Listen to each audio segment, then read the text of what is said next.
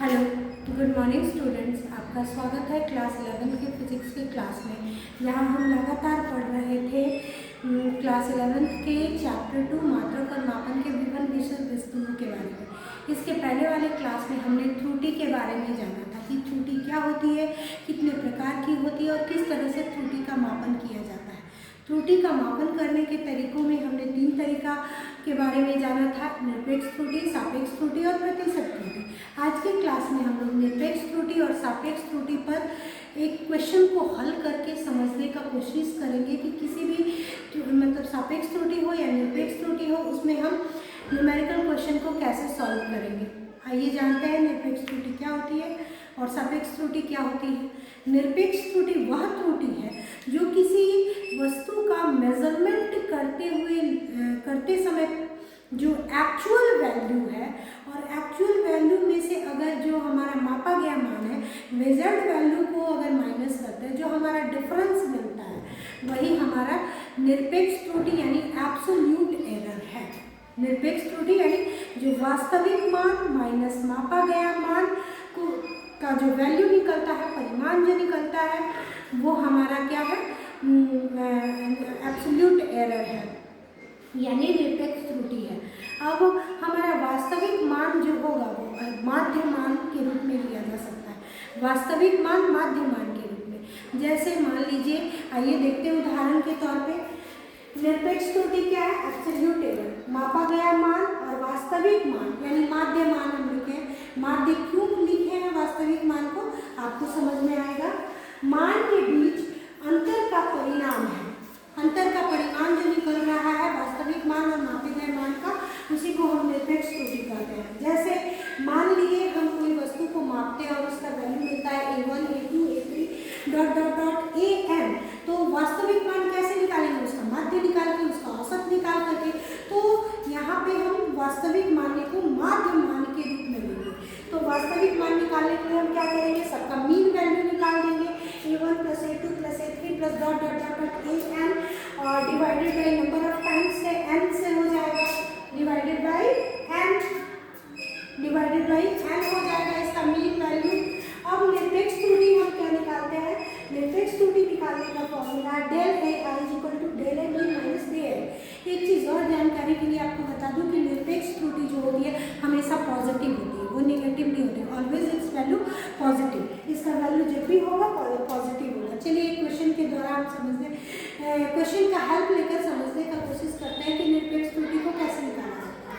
निरपेक्ष त्रुटि, जैसे मैंने एक प्रयोग किया, एक प्रयोग में हम एक पेंडुलम की दोलन काल पे काम किए कि एक पेंडुलम है जो एक फिक्स पीरियड काल में अपना उसका टाइम पीरियड कैलकुलेट किए। तो टाइम पीरियड है 2.63 सेकेंड्स, 2.56 सेकेंड्स, 2.42 सेकेंड्स, 2.71 सेकेंड्स और 2.80 सेकेंड्स है। तो माध्य मान हमको निकालना क्या है? माध्य मान, निरपेक्ष त्रुटि और सापेक्ष त्रुटि कैसे निकाली जाएगी, गणना करना है। तो सबसे पहले माध्य निकाल लेंगे, औसत मान, माध्य मान सबको प्लस कर देंगे। 2.63 + 2.56 + 2.42 + 2.71 + 2.80 सबको प्लस कर देंगे और 5 से डिवाइड कर देने से हमको कौन सा मिल जाएगा? इसका माध्य मान। अब इस माध्य मान को हम इंडिविजुअली निरपेक्ष त्रुटि निकालने के लिए क्या करेंगे? उस माध्य मान हमारा निकल के आ गया 2.62 सेकेंड्स। अब इसमें से इंडिविजुअली एक अलग अलग वैल्यू का मान निकालेंगे कि त्रुटि कितनी आती है। पहला डेल T1 निकालेंगे, टाइम पीरियड में क्या डिफरेंस हुआ औसत मान से पहले मापे गए मान में। तो 2.62 - 2.63 यानी हमारा यहाँ पे डिफरेंस कितना हो गया?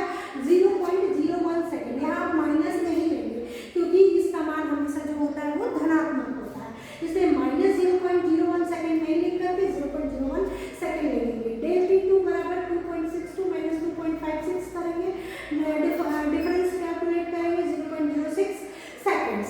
डेल T3 = 2.62 - 2.42 हमारा डिफरेंस निकल के आ गया 0.20 सेकेंड। डेल T4 = 2.62 - 2.71 हमारा डिफरेंस कितना निकल के आ गया? 0.09 सेकेंड।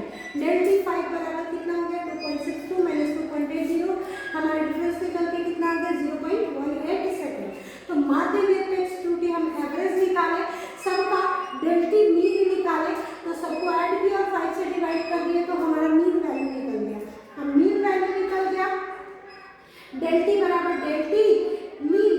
रिलेटिव मीन हो जाएगा, यानी इसका वैल्यू आया था 0.62 और इसका निकल के आ गया 0.108, इसको 0.1 कंसिडर कर देते हैं, तो मेरा एरर जो होगा वो कैलकुलेट हुआ 2.6 प्लस माइनस 0.1। अब हमको ये मेरा निकला एब्सोल्यूट एरर। अगर हमको रिलेटिव एरर निकालना हो तो रिलेटिव एरर यानी सापेक्ष त्रुटि का फॉर्मूला होता है del A mean by A mean, क्योंकि दोनों का अनुपात है, औसत मान और इसके मान का अनुपात है, तो इसका अनुपात निकालेंगे 0.1 बाई 2.6 0.038, जो हमारा वैल्यू निकल कर आ जाएगा वो हो जाएगा सापेक्ष त्रुटि। प्रतिशत त्रुटि के लिए फॉर्मूला होता है प्रतिशत त्रुटि बराबर सापेक्ष त्रुटि गुना 100%। इस तरह से सवाल करके हम सापेक्ष त्रुटि और निरपेक्ष त्रुटि को कैलकुलेट कर सकते हैं।